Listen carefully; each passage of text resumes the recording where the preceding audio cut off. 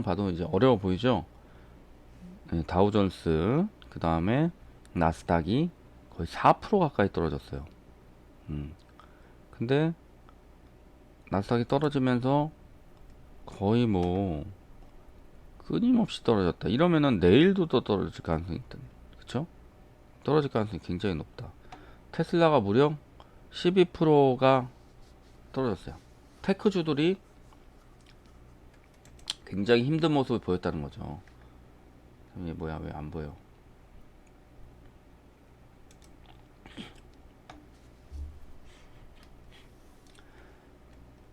애플도 3.73% 떨어지고,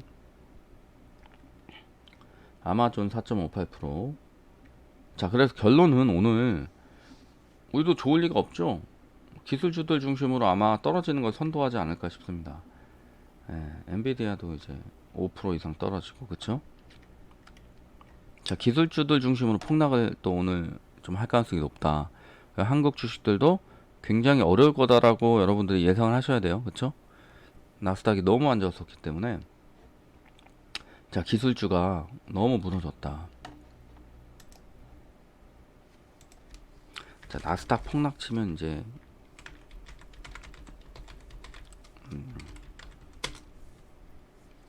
나스닥 폭락. 실적 발표를 앞두고 무너졌기 때문에, 그쵸?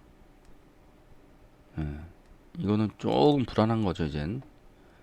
왜냐면 실적, 이제 어떤 시나리오였냐면, 자, 이제 그, 미국 쪽에서 지금 어떤 느낌이에요? 정책적으로 지금 잡으려고 하는 거예요. 정책적으로. 정책적으로 주가를 좀 잡으려는 느낌이 있습니다. 그렇죠? 인플레 잡아야 되니까 어떤 식이에요? 지금 인플레 잡아야 되니까. 그렇죠? 빅테크주가 폭락하는 거죠. 그래서 자, 그래서 이제 좀 잡으려고 하는 거예요. 인플레를 잡아야 되니까 게다가 일단 좀 그런 방향으로 지금 가고 있는데, 그렇죠?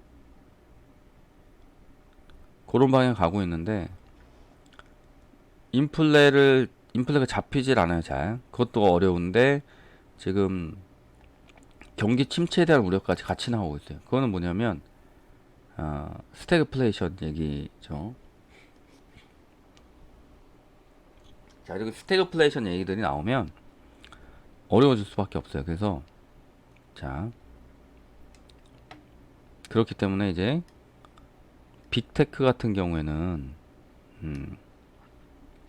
시장 금리가 하락하면은 긍정적이에요. 근데 시장 금리가 높아지면 빅테크 주의 미래에 대한 그런 불안감 뭐 이런 것 때문에 이제 문제가 생기는 거죠. 그렇죠? 그래서 원래 시장 금리 하락이 빅테크 주가에 긍정적 영향 끼치면서 반등을 일으키는 경우가 많아요. 그렇죠? 빅테크 주들은 미래에 돈을 많이 벌 거라고 생각되는 기업들이에요.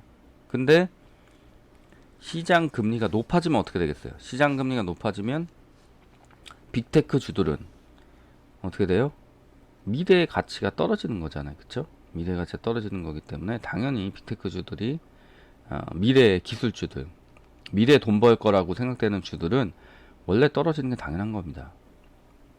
근데 전날에 시장 금리가 하락했었어요. 그쵸?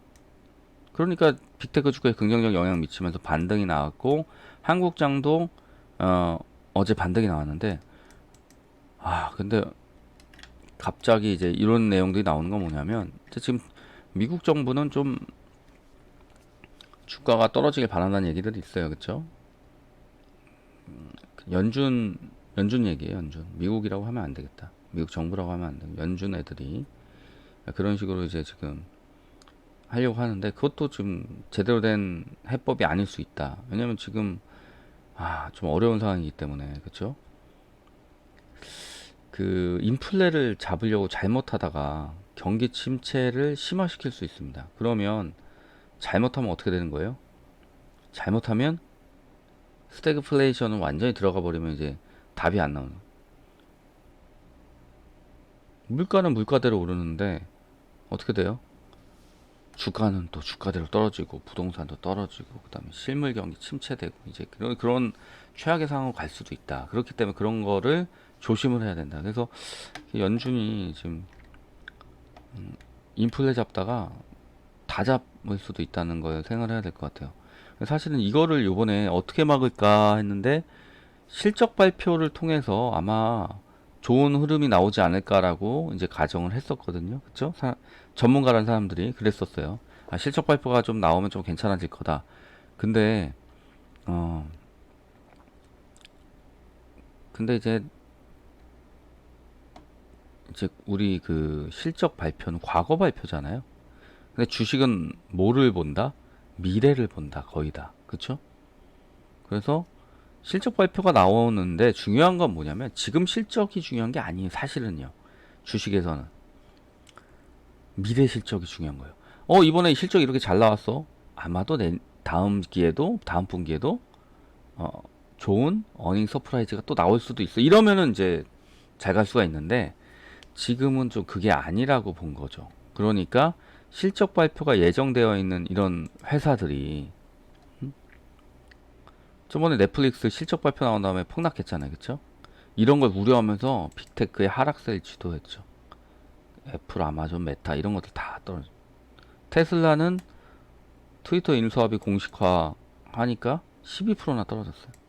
트위터도 3.89. 이거 굉장히 애매한 거죠. 애매한 거죠. 250억, 5억 달러.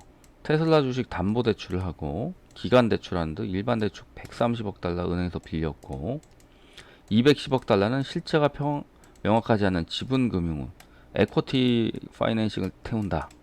아, 이거는 좀 그쵸. 어디서 어떻게 들어오는지 모르겠지만 자, 요런 식의 움직임을 보이고 있는 거예요. 그렇죠? 자, 그렇기 때문에 이거는 오늘은 굉장히 한국으로서도 어려운 장이 될 거고, 왜냐면 내일이 어떻게 될지 안 보여요, 사실은. 내일이 어떻게 될지 안 보입니다. 예, 그렇기 때문에 제가 조금 전에 종목들에 대한 그 방송을 하나 찍었어요. 그래서 오늘 방송이 2개 올라갈 건데 이 시황 방송 보신 다음에 그럼 오늘의 중요한 점은 뭐다? 2가지다. 첫 번째는 한국장도 떨어질 거다. 근데 한국장이 떨어지는 거를 봤을 때 여러분들 그럼 손 놓고 있어야 되냐? 아니다. 오늘 같은 날 버티는 주식들이 어떤 것들이 있는지 그거 잘 살펴보셔야 됩니다. 그래서 그 버티는 주식들은 제가 항상 얘기하는 그런 이제 버티는 주식들 봐야 된다는 얘기들 꼭 기억하시고 오늘 버티는 주식들을 관종을 잘 잡아야 된다. 물론 제가 관종 잡아 놓을 거예요. 그래서 여러분들이 이렇게 좀 보시면 됩니다. 그래서 어제 4월 25일 날, 24일 날 제가 관종 넣었던 것들이랑 그다음에 어제 관종 넣은 것들 요 중들 좀 보시고요. 안전마진 나올 주식들에 대해서는 이제 다음 방송에 이제 방송 하나 찍은 거 곧 올라갈 거예요. 그거 보시고 참고하시고요. 이상입니다. 자, 오늘 너무 힘들어하지 마시고요. 주식시장 보시면서 다른 일 하세요. 힘드실 땐.